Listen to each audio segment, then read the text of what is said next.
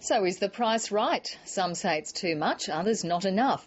Not surprisingly, putting an actual figure on a carbon price has done very little to hose down the debate. Ross Garnaut says it'll only work if the politics is taken out and 3 independent bodies set up to ease the move to a low-carbon future. Environment reporter Sarah Clark explains.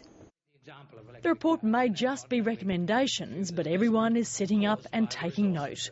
A $26 carbon price has been welcomed by some. Actually not a bad starting point. It will drive changes in the way in which energy generation is delivered right now. But it's not enough for others.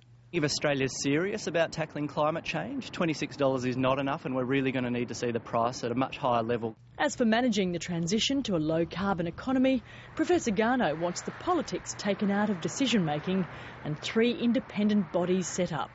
A committee to establish emissions reduction targets, an agency to oversee the carve-up of compensation, and a carbon bank to regulate the emissions trading scheme. We've seen independent bodies like the Reserve Bank handle very difficult decisions like setting interest rates. We think there's real merit in going down this path and looking at that for a carbon price. The clean energy sector has welcomed more money for investments and research, but the emissions-intensive sector, like aluminium and steel, want more than what Professor Garnaut has in mind. This is all about a revenue and redistribution drive. It should be about reducing greenhouse gas emissions. There is a much better way to price carbon. Not according to the federal government. It plans to introduce a carbon price in July next year.